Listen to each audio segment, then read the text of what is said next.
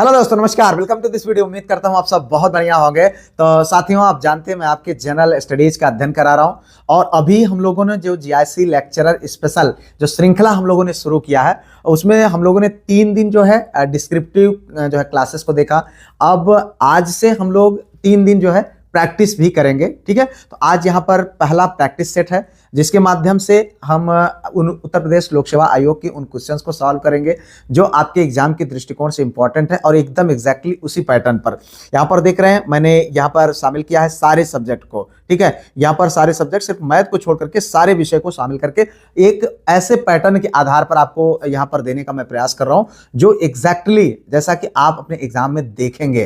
तो आप in practice को रेगुलर बेसिस पर करेंगे, आपको पूरी फीलिंग आएगी कि जैसे आपको एग्जाम में क्वेश्चन जो है पेपर मिलेगा। ठीक है, तो यहाँ पर देखें, तो अगर आप चाहते हैं जो कुछ भी मैं पढ़ाता हूँ बोलता हूँ सब कुछ लिखे हुए पीडीएफ के फॉर्म में मिल जाए, तो उसके लिए मैं यहाँ पर एक ग्रुप बनाया हुआ हूँ, आप उस ग्रुप में जुड़ जाए। वहाँ पर आपको सारा कंप्लीट मटेरियल ये सब कुछ मिल जाएगा। 3 दिन प्रैक्टिस सेट, करंट अफेयर की एक अलग जो है क्विज श्रृंखला चल रही है, उसका भी टेस्ट होता है। यहाँ पर 3 प्रैक्टिस सेट होंगे जिसमें आप जानते हैं कि जो कल तक पढ़ाया गया उसका, और उसके बाद अब जो 3 दिन पढ़ाया जाएगा उसका, उसके बाद करंट अफेयर्स की। ये सप्ताह में 3 टेस्ट आप लोगों को देखने को मिलेंगे। ठीक है, करंट अफेयर के क्विजेज रेगुलर मिलेंगे और उसके बाद यहाँ पर ये सारे टॉपिक्स यानी पूरा उत्तर प्रदेश लोक सेवा आयोग के पैटर्न पर सारी चीजें और जो अभी एग्जाम्स हुए उनको आधार मान करके यहाँ पर हम तैयारी कर रहे हैं। तो इस व्हाट्सएप नंबर पर कांटेक्ट करके आप यहाँ पर ग्रुप में जोड़ सकते हैं। तो आइए वीडियो को शुरू करते हैं। यहाँ पर लेते हैं पहला क्वेश्चन है भैया आपका, यह देखें यहाँ पर, अप्रैल 2025 में किसे 23वें विधि आयोग का अध्यक्ष नियुक्त किया गया है। ठीक है, 4 विकल्प है, न्यायमूर्ति विक्रमनाथ, न्यायमूर्ति दिनेश माहेश्वरी,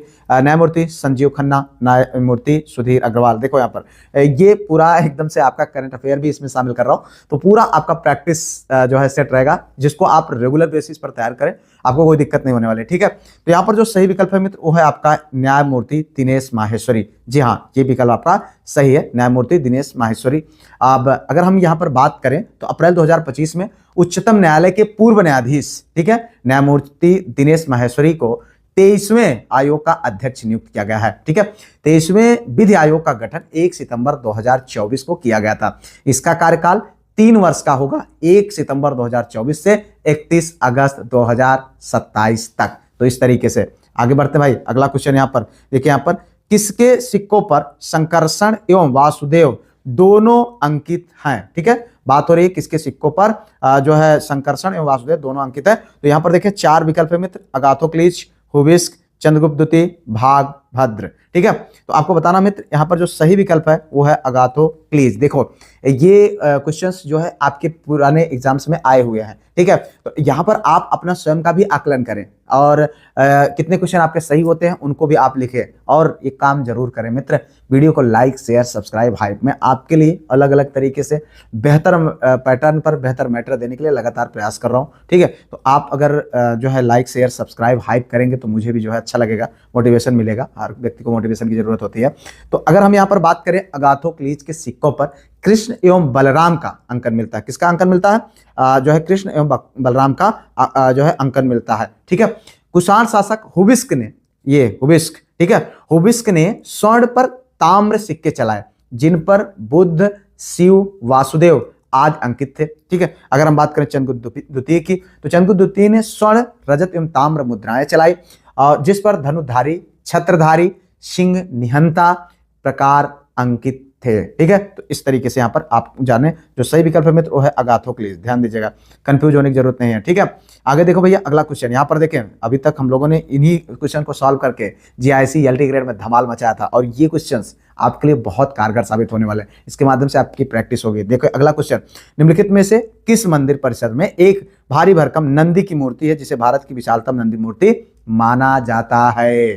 ठीक है, तो यहाँ पर अगर हम बात करें तो 4 विकल्प है भाई। पहला है बृहदेश्वर मंदिर, ठीक है, दूसरा है लिंगराज मंदिर और तीसरा है कंदरिया महादेव मंदिर। देखो ये क्वेश्चन इतने एग्जाम्स में पूछा गया और यहाँ पर देखें जीडीसी 2012, ये जीएस, ये इस तरीके के ये इतने एग्जाम में ये क्वेश्चन पूछा जा चुका है। तो आप यहाँ पर देखें जो सही विकल्प है मित्र वो है बृहदेश्वर मंदिर।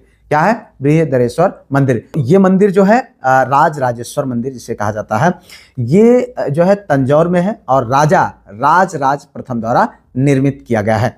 यह द्रविड़ शैली का सर्वोत्तम नमूना है। ठीक है, मंदिर गर्भगृह के सामने स्थित विशाल नंदी की एक आकस्मक मूर्ति भारत की सबसे बड़ी नंदी मूर्ति है। ठीक है, तो ये आपका यहाँ पर है। अब देख लीजिए ये क्वेश्चन कितनी बार पूछा गया है, तो यहाँ पर आपको इसका भी अंदाजा लगेगा। आगे बढ़िए, अगला क्वेश्चन ये देखो भाई, निम्नलिखित में से कौन मानव जनित जीवों का एक उदाहरण है? ध्यान दीजिएगा, क्वेश्चन आपके जीआईसी ग्रेड एग्जाम में पूछा गया है। ठीक है, थोड़ा सा अलग किया था, बस यही एग्जैक्टली क्वेश्चन था और हम लोगों ने इसको सॉल्व भी किया था जीआईसी ग्रेड के दौरान। तो यहाँ पर देखें ये क्वेश्चन बहुत ज्यादा इंपॉर्टेंट होने वाले हैं। तो जल तंत्र, घास का मैदान, वर्षा वन, फसली भूमि। तो यहां पर आपको क्या पूछ रहा है? मानव जनित जीवोम।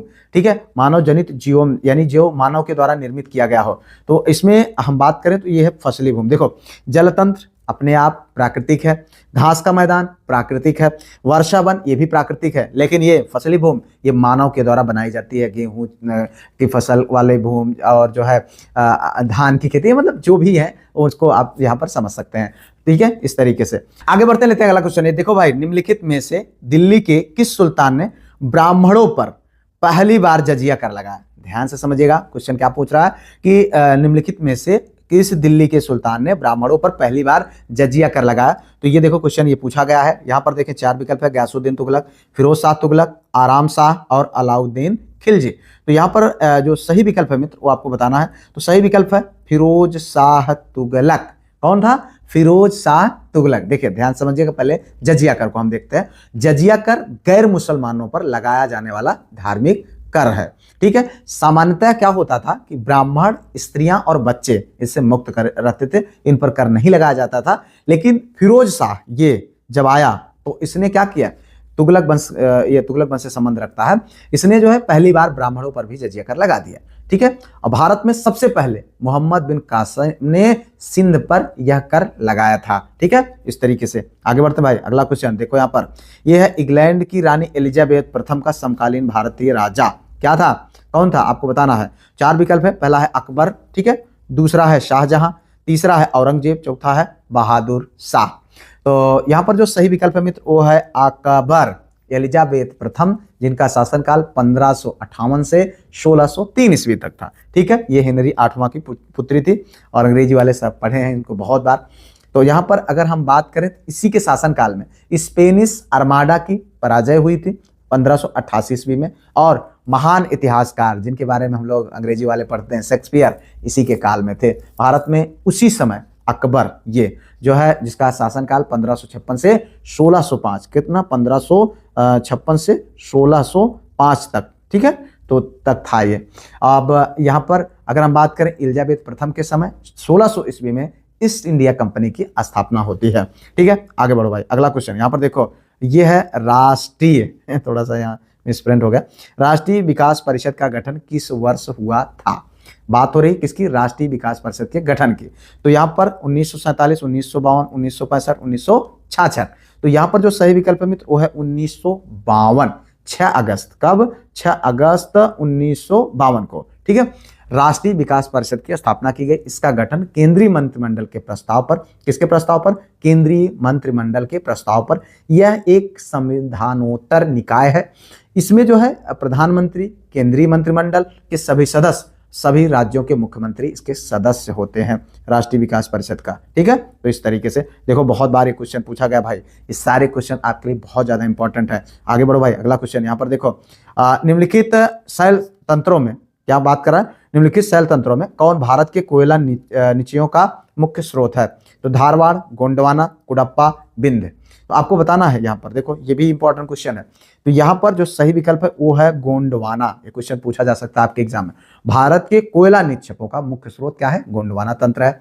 भारत का लगभग कितना? 98% कोयला भंडार इसी शैली में है। ठीक है, यह कोयला खास करके बिटुमिनस प्रकार का, कितना? बिटुमिनस, ठीक है, बिटुमिनस प्रकार का इसमें कोयला पाया जाता है। और गोंडवाना शैलों का निर्माण ऊपरी कार्बोनिफेरस से जुरैसिक युग के बीच हुआ। इन शैलों में मछलियों एवं रेंगने वाले जीवों के जीवाश्म में भी मिलते हैं। तो ये भी जानना चाहिए भाई।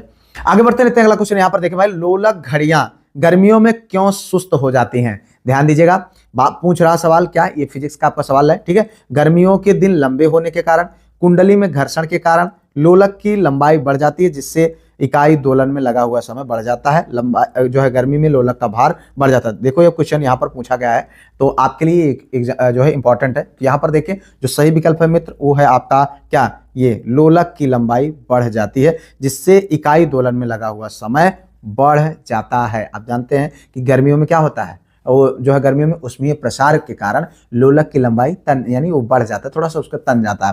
तो लंबाई बढ़ने से आवर्तकाल यानी टाइम पीरियड क्या होता है, बढ़ जाता है। इसके कारण क्या होता है, घड़ी की गति जो है सुस्त हो जाती है, धीमी हो जाती है। ठीक है, लंबाई ज्यादा होती है, उसको ज्यादा राउंड लगाना पड़ता है। इस तरीके से आगे बढ़ो भाई। अगला क्वेश्चन यहाँ पर देखो, सूर्य के निकटतम ग्रह, क्या क्वेश्चन पूछ रहा है, सूर्य के निकटतम ग्रह है कौन, आपको बताना है। बुध, पृथ्वी, शुक्र या प्लूटो। ये भी देखो कितना यहाँ पर क्वेश्चन ये पूछा गया कितनी बार। तो यहाँ पर जो सही विकल्प है मित्र वो है आपका बुध। ठीक है, सूर्य के सबसे निकटतम जो ग्रह है वो कौन है, ग्रह बुध है। यह सूर्य की परिक्रमा केवल 88 दिन में, कितने दिन में, 28 दिन। छुटकू बहुत तेज दौड़ता है, ठीक है, दिन में पूरा करता है। सूर्य से निकटता के कारण इसकी दैनिक तापांतरण सर्वाधिक रहती है जो है। और बुध और शुक्र के कोई उपग्रह नहीं, ये भी क्वेश्चन पूछा जाता है भाई, बुध और शुक्र ऐसा है, ये जो है उपग्रह विहीन है। ठीक है, तो यहाँ पर ये भी क्वेश्चन आपका तैयार हो जाता है। यह सौरमंडल का सबसे छोटा ग्रह है कौन, यही बुधवा। बुधवा सौरमंडल का सबसे छोटा ग्रह है और वर्ष में लगभग 3 बार दिखाई देता है। तो इस तरीके से भाई आगे बढ़ो, आगे बढ़ो। अगला क्वेश्चन देखो यहाँ पर, ये है क्षेत्रफल की दृष्टि से हिंद महासागर के निम्नलिखित द्वीपों में से कौन सा सबसे बड़ा द्वीप है।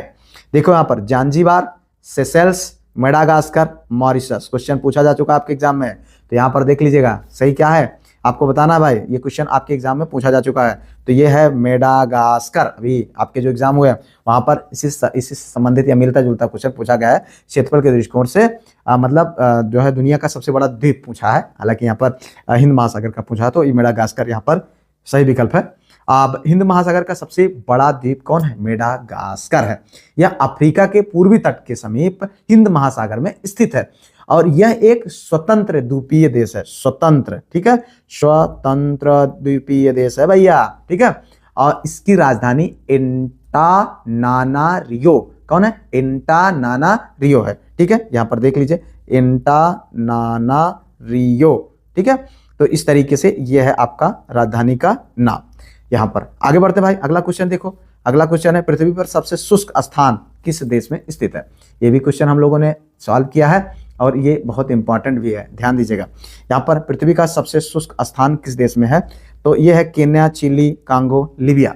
देखिए यहाँ पर तो जो सही विकल्प है मित्र वो है आपका चिली। क्या है, चिली। पृथ्वी का जो सबसे शुष्क स्थान है वो अटाकामा मरुस्थल है, जो कि चिली देश दक्षिण अमेरिका में है। कहाँ पर है, दक्षिण अमेरिका में। ठीक है, दक्षिण अमेरिका। ठीक है, तो इतना आपको यहाँ पर जानना चाहिए। और उसके बाद देश क्या है, चिली है। ठीक है, यहाँ पर वर्षा अत्यंत कम, बहुत कम वर्षा होती है। यह मरुस्थल जो है खनिज संपदा, खास करके सोडियम नाइट्रेट, ठीक है, सोडियम नाइट्रेट, और उसके बाद क्या है, सोडियम नाइट्रेट, तांबा, चांदी, इसके लिए जो है ये फेमस है। तो इस तरीके से इतना आप लोगों को यहाँ पर जानना चाहिए। आगे बढ़ते भाई, अगला क्वेश्चन देखो। अप्रैल 2025 में किस राज्य में lab on wheels mobile science lab परियोजना का द्वितीय चरण शुरू किया गया। 4 विकल्प है मित्र, आपको बताना है इसमें। ठीक है, इसमें जो सही विकल्प है वो राजस्थान, हरियाणा, बिहार और उत्तराखंड में। जो सही विकल्प देखो, करंट अफेयर का क्वेश्चन है, उत्तराखंड है। ठीक है, ये क्या है, उत्तराखंड। ठीक है, अप्रैल कब, 8 अप्रैल, 8 अप्रैल ये है क्वेश्चन आपका। 8 अप्रैल 2025 को उत्तराखंड में इस परियोजना का द्वितीय चरण, सेकेंड चरण, ठीक है, शुरू किया गया। और होता क्या है, यह परियोजना 9 जिलों में लागू हुई। उत्तरकाशी, टिहरी, चमोली, रुद्रप्रयाग, हरिद्वार, उधम सिंह नगर, नैनीताल, बागेश्वर एवं पिथौरागढ़ में। ठीक है, और इसका मुख्य उद्देश्य क्या है, बच्चों के बीच विज्ञान शिक्षा का प्रचार प्रसार करना, यह है। ठीक है, आगे बढ़ो। अगला क्वेश्चन देखो, बोमन कैप्सूल, क्या बात हो रही है, बोमन कैप्सूल पाया जाता है मस्तिष्क में, फेफड़े में, वृक्क में, यकृत में। ध्यान दीजिएगा मित्र, किसमें पाया जाता है आपको बताना है। यहाँ पर जो सही विकल्प है वो है वृक्क में। किसमें, वृक्क में। देखिए यहाँ पर बोमन कैप्सूल यानी गुर्दे, किडनी जिसको बोलते हैं शुद्ध हिंदी में, वहां पाया जाता है। ठीक है, नेफ्रॉन पर, किस पे, नेफ्रॉन पर जो है कप आकार का एक जो है थैला है। ठीक है, कप आकार का एक थैला है और इसका कार्य क्या होता है, रक्त का निस्पंदन यानी फिल्ट्रेशन करता है, ठीक है, करके मूत्र निर्माण की प्रक्रिया शुरू करता है वृक्क। आगे बढ़ो भाई, अगला क्वेश्चन देखिए यहाँ पर, यह एक भू स्थिर उपग्रह का काल होता है क्या, 6 घंटे, 12 घंटे, 18 घंटे, 24 घंटे।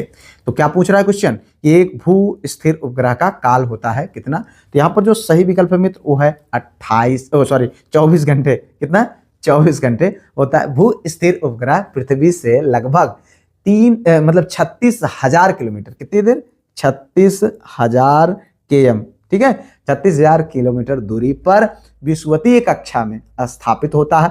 यह अपनी कक्षा का एक चक्कर 24 घंटे में पूरा करता है। कितनी देर में, 24 आवर में पूरा करता है। तो ये आपका ऑप्शन सही हो जाता है, ठीक है भाई।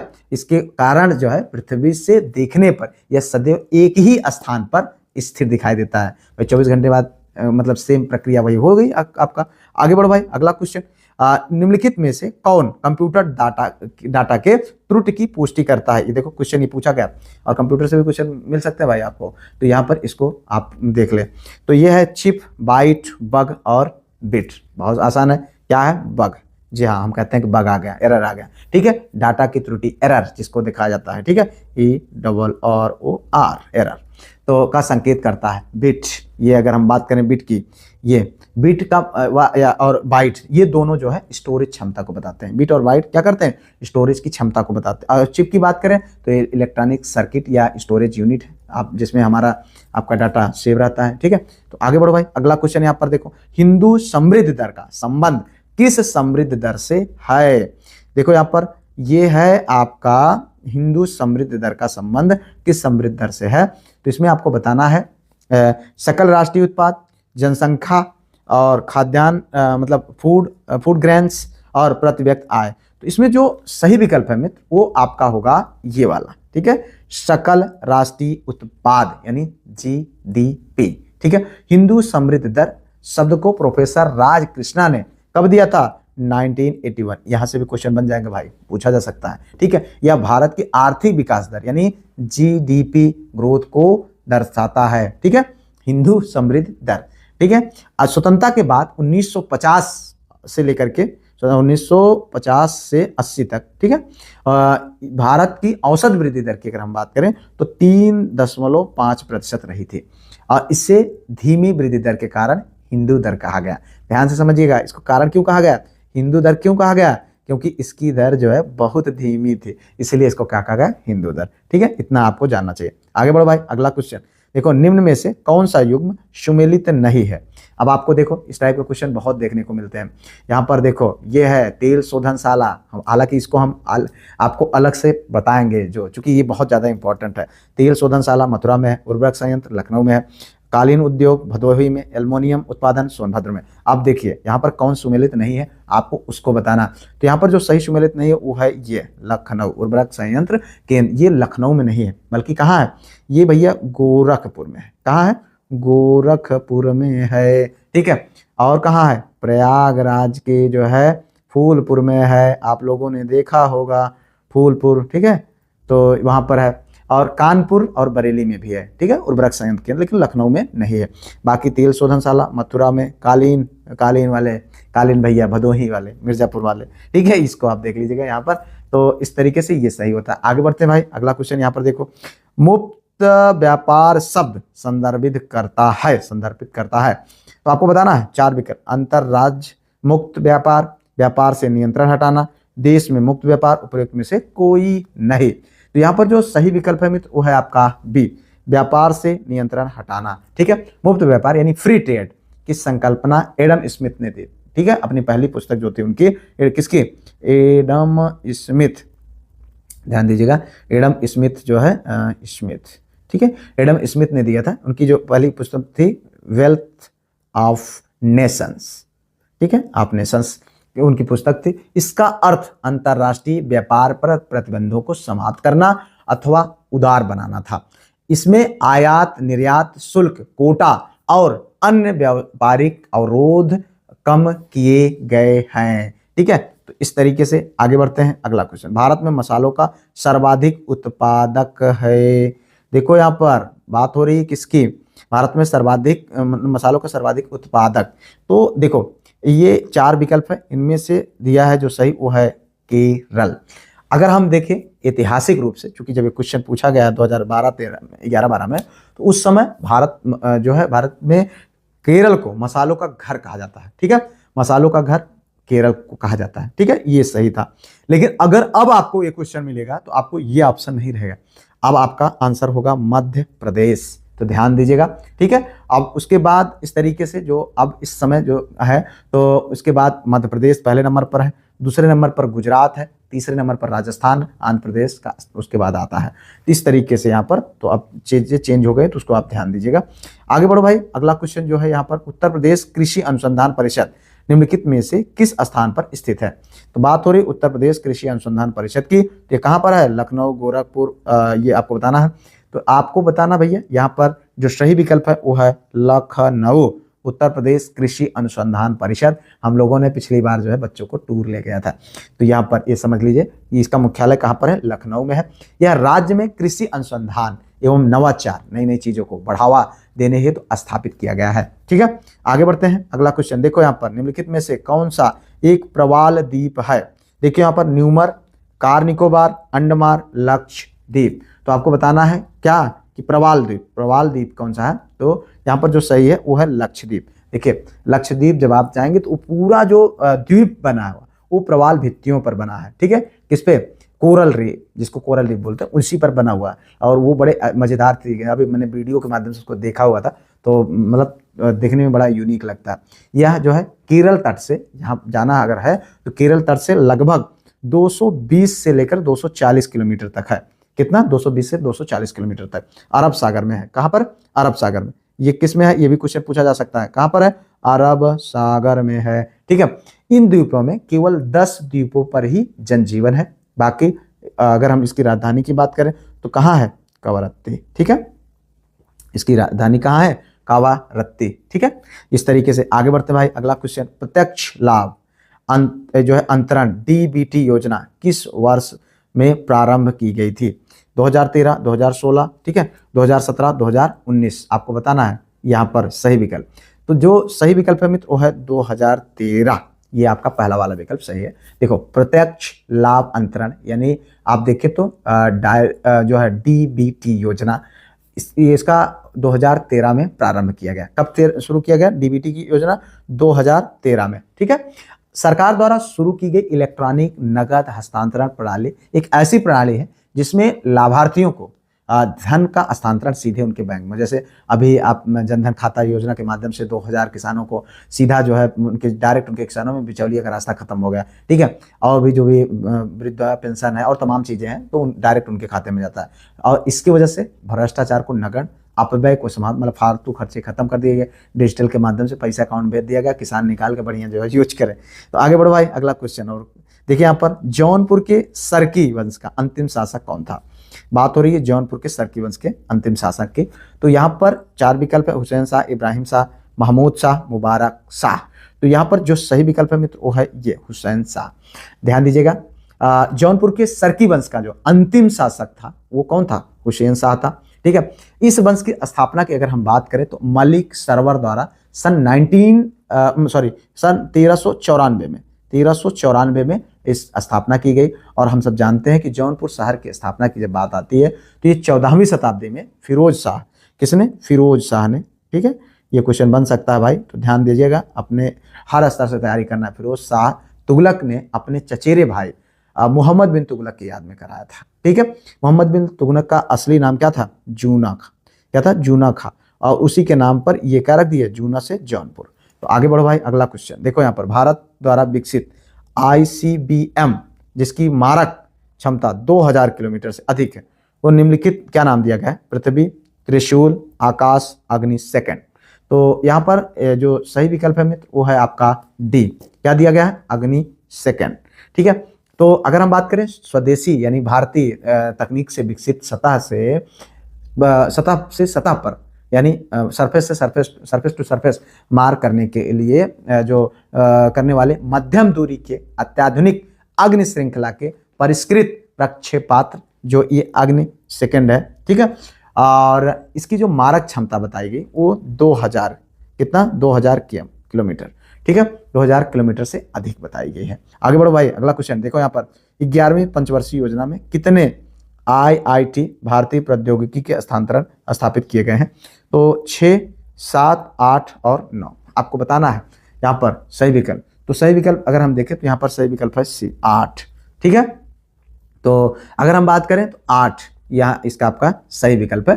तो अगर हम बात करते हैं 11वीं पंचवर्षीय योजना के अंतर्गत 8 IIT, ठीक है, भारतीय प्रौद्योगिकी संस्थान, इंडियन इंस्टीट्यूट ऑफ टेक्नोलॉजी यानी IIT स्थापित किए गए और 30 केंद्रीय विश्वविद्यालय, केंद्रीय विश्वविद्यालय, ठीक है, केंद्रीय विश्वविद्यालय और उसके बाद 7 IIM, कितने 7 IIM, ठीक है, तो स्थापित किए जाने का लक्ष्य रखा गया था। कब? 11वीं पंचवर्षीय योजना के अंतर्गत और क्वेश्चन 2006 में पूछा गया था। तो इतना आपको जानना चाहिए। विशेष आर्थिक जोन यानी स्पेशल इकोनॉमिक जोन के लाभों को देखते हुए केंद्र सरकार ने सामाजिक विकास क्षेत्र सोशल डेवलपमेंट जोन SDG प्रारंभ करने की योजना भी बनाई थी। तो आगे बढ़ो भाई, अगला क्वेश्चन यहाँ पर देखो, भारत में कृषि जनगणना कितने वर्षों के अंतराल में आयोजित होती है? क्वेश्चन पूछा जाएगा भाई, बहुत इंपॉर्टेंट है। 5 साल में, 2 साल में, 4 साल में, 3 साल में। तो यहाँ पर जो सही विकल्प है मित्र वो है 5 साल में, ठीक है, 5 साल में। भारत में कृषि जनगणना 5 वर्षों के अंतराल में आयोजित की थी। कितने में? 5 साल में कृषि जनगणना। कृषि एवं विकास कल्याण मंत्रालय द्वारा 11वीं, कब 11वीं जो है कृषि जनगणना 2021 से, कब 21-22 से की शुरुआत अगस्त 2022 में की गई है। इस जनगणना के लिए डेटा संग्रह स्मार्टफोन और टैबलेट में पर किया जा गया है ताकि डेटा समय पर उपलब्ध हो सके। आगे बढ़ते हैं, अगला क्वेश्चन, मोहनजोदड़ो से प्राप्त पशुपत की मुहर पर निम्न में से कौन अंकित नहीं है? तो यहाँ पर देखिए भाई, जो सही विकल्प होगा वो है आपको बताना है। 4 विकल्प है जो है हाथी, गौड़ा, बाघ, बैल। तो इसमें जो सही विकल्प है मिला है ऑप्शन वो है बैल, क्योंकि इस तरीके का क्वेश्चन पूछा गया। अभी स्नानागार आपके GIC LT ग्रेड के एग्जाम में आया हुआ है, ठीक है, अन्नागार। तो ये आपको जानना चाहिए, इस टाइप के क्वेश्चन बनेंगे और देखो यहाँ पर ऑलरेडी बने हुए हैं। तो यहाँ पर बैल जो है आपका सही विकल्प है। मोहनजोदड़ो से प्राप्त जो पशुपत शिव की, ठीक है, पशुपत यानी शिव की जो मूर्ति है की मुहर खास करके प्रसिद्ध है। इसमें एक त्रिमुखी पुरुष, 3 मुख वाला पुरुष, ठीक है, क्या त्रिमुखी जो है पुरुष है और को एक चौकी पर पद्मासन मुद्रा में ऐसे बैठे दिखाया गया है। इसके सिर में एक सींग है, ऐसे टुंडी जैसे सींग है तथा कलाई से कंधे तक उसकी दोनों भुजाएं चूड़ियों से लदी, यहां से लेकर के यहां तक चूड़ियों से लदी हुई। मूर्ति के दाहिने ओर एक हाथी, दाहिने ओर क्या रखा गया? एक हाथी रखा गया और एक बाघ और बाईं ओर एक गैंडा, ठीक है, या भैंसा खड़ा हुआ है। तो चौकी के नीचे 2 हिरण खड़े हुए दिखाए गए हैं, जिसमें से एक की आकृति खंडित है, ठीक है, टूटी है। और मोहनजोदड़ो से ही हम बात करें तो यहाँ पर बृहद स्नानागार भी हमें प्राप्त हुए हैं तथा विकसित अवस्था में घरों में जो है कुएं के अवशेष भी प्राप्त हुए हैं। तो इस तरीके से इतना आपको जानना चाहिए। बैल का वहां पर कोई जिक्र नहीं है। तो आगे बढ़ते हैं, अगला क्वेश्चन ये देखो, वर्ष 1857 में शिक्षा के क्षेत्र में निम्नलिखित में से कौन सी महत्वपूर्ण घटना, ठीक है, थोड़ा सा यहाँ से यहाँ आ गया, घटी थी? तो आपको बताना है यहाँ पर सही विकल्प। तो देखिए यहाँ पर वर्ष 1857 में अगर हम बात करें तो यहाँ पर जो सही विकल्प होगा, अभियांत्रिकी शिक्षा प्रारंभ, चिकित्सा शिक्षा प्रारंभ, एक समान स्कूल पद्धति प्रारंभ, कलकत्ता, मद्रास, मुंबई विश्वविद्यालयों की स्थापना। आपको बताना है भाई ये वाला सही विकल्प है क्या? ये देखो, कलकत्ता, मद्रास एवं मुंबई विश्वविद्यालयों की स्थापना, ठीक है।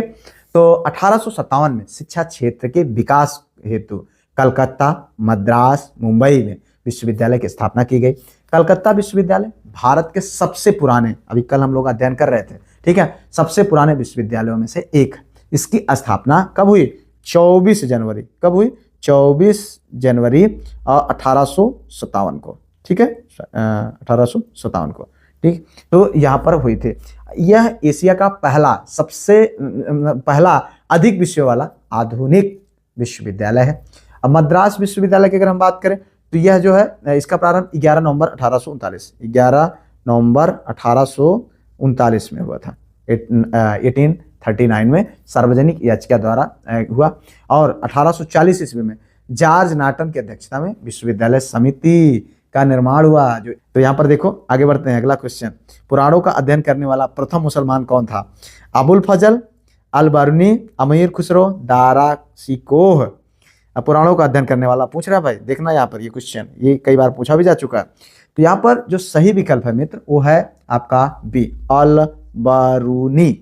अल बरूनी एक पहला मुसलमान था जिसने पुराणों का अध्ययन किया था। ठीक है, उसने भारत में धार्मिक तथा वैज्ञानिक पुस्तकों को पढ़ा और विभिन्न विषयों के पंडितों से वो मिला भी। उसने जो है ब्रह्मगुप्त, बलभद्र तथा वराह मिहिर की रचनाओं का उपयोग किया उसने। ठीक है, उसने जगत भगवत गीता, विष्णु पुराण और वायु पुराण का उल्लेख भी किया। उसने कपिल के साक्ष्य और पतंजल की रचना का भी उल्लेख किया। तो इस तरीके से भाई आगे देखो भाई, अगला क्वेश्चन, निम्नलिखित में से किसने भारत के राष्ट्रपति का पद ग्रहण करने से पूर्व उपराष्ट्रपति के पद पर कार्य नहीं किया था? इस टाइप का क्वेश्चन बन जाता है, तो इसलिए इसके लिए तैयार रहें। देखिए यहाँ पर 4 विकल्प, R Venkataraman, Neelam Sanjiva Reddy, doctor Zakir Hussain, doctor Shankar Dayal Sharma. तो सही विकल्प क्या है? नीलम संजीवा रेड्डी। हम लोग बहुत बार पढ़े हुए हैं, तो इसको इसलिए ये बिल्कुल तैयार होना, और उम्मीद करते हैं कि क्वेश्चन जितने आपके सही होंगे आप कमेंट बॉक्स में जरूर लिखेंगे। और वीडियो को लाइक शेयर सब्सक्राइब भाई अगर नहीं किए हैं तो कर लीजिएगा। पीडीएफ ग्रुप ज्वाइन करना बिल्कुल भी मत भूले भाई। ठीक है, तो यहाँ पर देखें, तो ये है नीलम संजीवा रेड्डी जो है, ये इन्होंने राष्ट्रपति बनने से पहले उपराष्ट्रपति पद पर कार्य नहीं किया था, बल्कि क्या कार्य किए थे? ये लोकसभा के स्पीकर रह चुके थे 2 बार। एक बार 1967 से, कब? 1967 से कब तक? 1969 तक। और उसके बाद दूसरी बार 1977 में ये लोकसभा के स्पीकर थे।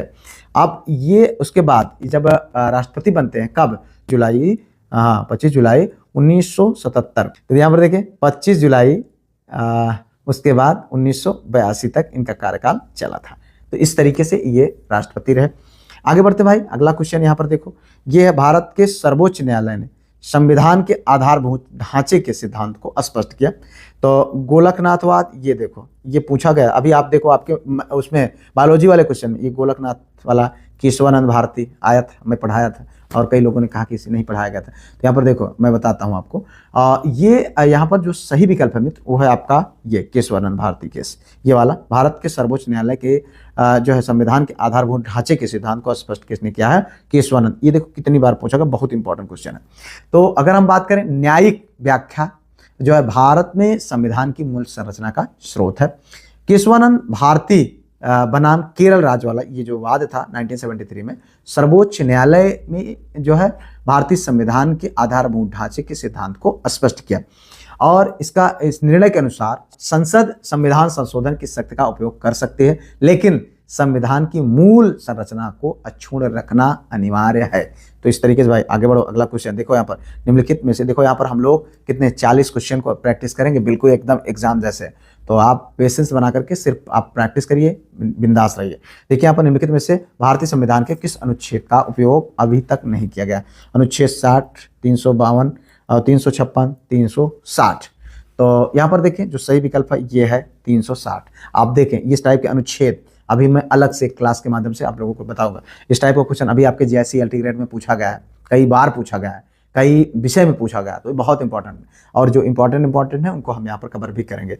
तो देखें यहाँ पर जो है अनुच्छेद 360 ये वित्तीय आपातकाल से संबंधित है। किससे है? वित्तीय आपातकाल। ठीक है, वित्तीय आपातकाल से संबंधित है, और जिसका प्रयोग अभी तक एक भी बार नहीं किया, और ईश्वर करे कि कभी ना हो। ठीक है, अगर हम बात करें अनुच्छेद 60 का, तो राष्ट्रपति के शपथ क्या होता है? राष्ट्रपति का शपथ, राष्ट्रपति का। ठीक है, और अनुच्छेद 352 की अगर हम बात करें तो राष्ट्रपति की आपातकाल घोषणा की बात होती है, और यह अब तक 3 बार यूज किया गया है। कितनी बार? 3 बार यूज किया गया। और अनुच्छेद 356 की अगर हम बात करते हैं तो राज्य में संवैधानिक तंत्र की विफलता जब होती है तो कई बार इसका प्रयोग किया जाता है और राष्ट्रपति शासन लगाया जाता है। तो अनुच्छेद 356 के तहत आगे बढ़ो भाई, अगला क्वेश्चन यहाँ पर देखो, निम्नलिखित नगरों में से कौन कर्क रेखा के सबसे समीप जो है सबसे नजदीक है? सबसे नजदीक यहाँ पर आपको बताना है।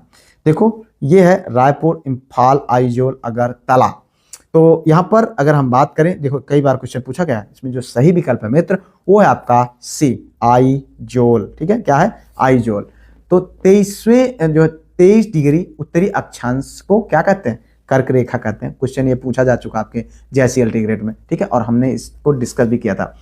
उत्तरी अक्षांश को कर्क कहते हैं, जो भारत को लगभग दो भागों में विभाजित करता है, ठीक है। कर्क रेखा भारत को लगभग 2 भागों में विभाजित करता है। और इसमें जो दिया गया विकल्प है ये आइजोल, ये क्या है, 23°36 नॉर्थ में है। तो यहाँ पर ये है कर्क रेखा के समीप, ये निकट जो है सबसे नजदीक ये उपलब्ध है। अन्य शहर की अगर हम बात करें तो कर्क रेखा के समीप केवल और केवल सिर्फ यही आइजोल है। आगे बढ़ो भाई, अगला क्वेश्चन देखो। यहाँ पर भारत का निम्नलिखित में से कौन सा क्षेत्र उच्च तीव्रता का भूकंपीय जोन है, यानी जोन ऑफ हाई सेमेस्टिक इंटेंसिटी में नहीं आता है। आपको बताना है नहीं आता। देखो ये क्वेश्चन गलत मत करिएगा। उत्तराखंड, कर्नाटक पठार, कच्छ, हिमाचल प्रदेश। आपको बताना है भैया सही विकल्प। यहाँ पर जो सही विकल्प है वो है आपका बी, कर्नाटक पठार। ये आपका सही विकल्प बताया गया है। तो यहाँ पर अगर हम बात करें, कर्नाटक पठार प्रायद्वीपीय भारत का स्थिर व दृढ़ स्थलखंड है, जहाँ भूकंप का प्रभाव क्या होता है, बहुत कम होता है। इसे क्षति जोखिम के आधार पर जोन फर्स्ट में रखा गया। किस में रखा गया, जोन फर्स्ट में, ठीक है। आगे बढ़ते लेते हैं अगला क्वेश्चन। भैया देखो यहाँ पर निम्नलिखित में से कौन सा युग्म सही सुमेलित नहीं है। ये है 4 विकल्प, घाना, अक्रा, केन्या नैरोबी और नामीबिया, विंडहॉक, नाइजीरिया, रबात। ये देश है और उनकी राजधानी है। तो कौन सही सुमेलित नहीं है आपको बताना। तो इसमें जो सही सुमेलित नहीं है वो है भैया नाइजीरिया। इस तरीके का क्वेश्चन पूछ करके फंसा देगा, तो यहाँ पर इसके लिए तैयार रहें। तो यहाँ पर जो सही विकल्प है वो है नाइजीरिया। रबात ये सही सुमेलित नहीं है, बाकी ये तीनों ये अपना सही सुमेलित है। अगर हम बात करते हैं तो रबात की, तो रबात भैया है मोरक्को की राजधानी। किसकी, मोरक्को की, ठीक है। और अगर हम बात करें नाइजीरिया की, तो इसकी राजधानी क्या है, अबूजा। क्या है, अबूजा। आगे बढ़ते रहते हैं अगला क्वेश्चन। देखिए भैया निम्नलिखित में से कौन सा एक नील नदी का स्रोत है। आपको बताना है, क्वेश्चन पूछा जा चुका है एग्जाम में। विक्टोरिया, चाड झील, टाना झील, तुर्काना झील। ये देखो इतनी बार क्वेश्चन पूछा गया। तो यहाँ पर जो सही विकल्प है मित्र, वो आपको बताना सही विकल्प है सी, टाना झील। कौन, टाना झील। ध्यान दीजिएगा, ब्लू नील नदी यानी जो है नील नदी हम कह सकते हैं का उद्गम इथोपिया की टाना झील से होता है। नील नदी संबंधित क्वेश्चन पूछा गया था, उसमें हम लोगों ने देखा था। श्वेत नील का उद्गम की अगर हम बात करें तो ये कहाँ से होता है, इसका विक्टोरिया झील से होता है। और खार्तूम यानी सूडान में श्वेत व ब्लू नील मिलकर के नील नदी का निर्माण करते हैं। यहाँ पर एक बार फिर से समझिएगा, ब्लू नील नदी का उद्गम इथोपिया की टाना झील से होता है, ठीक है। किससे, इथोपिया की टाना झील से, ब्लू नील नदी का। और अब विक्टोरिया जो है, श्वेत नील का उद्गम कहाँ होता है, विक्टोरिया झील मतलब विक्टोरिया झील में होता है, ठीक है। और ये जाकर के कहाँ मिल जाते हैं, खार्तूम में। कहाँ पर, खार्तूम, ठीक है। खार्तूम यानी सूडान में श्वेत व नील नदी मिलकर के नील नदी का निर्माण करते हैं, ठीक है। नील विश्व की सबसे लंबी नदी है और इसे मिस्र का वरदान कहा जाता है। क्या कहा जाता है, मिस्र का वरदान, ठीक है। तो इस तरीके से आपको यहाँ पर जानना चाहिए। आगे बढ़ते हैं भाई, अगला क्वेश्चन, ठीक है। ये है ध्वनि का वेग अधिकतम होगा निर्वात में, वायु में, जल में, इस्पात में। क्वेश्चन ये आपके लिए इंपॉर्टेंट है, पूछा जा चुका है। 39 नंबर पहुंच गए और 40 तक करना है, घबराइए नहीं, थोड़ा सा और बचा। देखिए यहाँ पर इसी एनर्जी के साथ लगे रहिए, ठीक है। हम लोगों को एग्जाम में विजय पताका फहराना है। सही विकल्प क्या है, इस्पात में, ठीक है। ध्वनि एक यांत्रिक तरंग है जिसका संचरण केवल माध्यम में ही संभव है, निर्वात में नहीं, ठीक है। ध्वनि का वेग जो होता है वो जो है ठोस में सर्वाधिक यानी इस्पात में सबसे अधिक होगा, द्रव में, जल में उससे कम होगा, ठीक है। जल में उससे कम होगा और उसके बाद गैस में उससे भी कम होगा, ठीक है। तो इस तरीके से यहाँ पर आगे बढ़ते हैं एकदम अंतिम क्वेश्चन की ओर। यह है निम्नलिखित में से किस इस एक का निर्माण हमारे शरीर में नहीं होता। विटामिन ए, प्रोटीन, एंजाइम और हार्मोन। बड़ा मस्त क्वेश्चन है भाई, आप लोग तैयार रहें इसके लिए। तो यहाँ पर जो सही विकल्प है वो है आपका ये विटामिन ए, ठीक है। विटामिन ए और सी का निर्माण मानव शरीर में नहीं होता है। ए एवं सी का निर्माण ये कहाँ पर नहीं होता है, मानव शरीर में नहीं होता है। प्रोटीन क्या करता है, उपापचय में या जो है सक्रिय भूमिका निभाता है। तो इस तरीके से आज हम लोगों ने यहाँ पर 40 क्वेश्चन का पूरा प्रॉपर प्रैक्टिस देखा। उम्मीद करते हैं मजा आया होगा, और आप फेस के साथ देख रहे हैं तो उम्मीद करते हैं और मजा तो आया ही होगा। कोई सुझाव हो कमेंट करिएगा। फिलहाल यहाँ पर ये जो नंबर दिया गया इस नंबर पर से कांटेक्ट करके आप PDF ग्रुप में जुड़ जाइए मिलते हैं किसी और वीडियो में किसी और टॉपिक पर। उससे पहले वीडियो को लाइक शेयर सब्सक्राइब हाइप बिना किए मत जाइएगा, ठीक है। मिलते हैं किसी और वीडियो में किसी और टॉपिक पर, तब तक के लिए जय Hind, Vande Mataram, best of luck.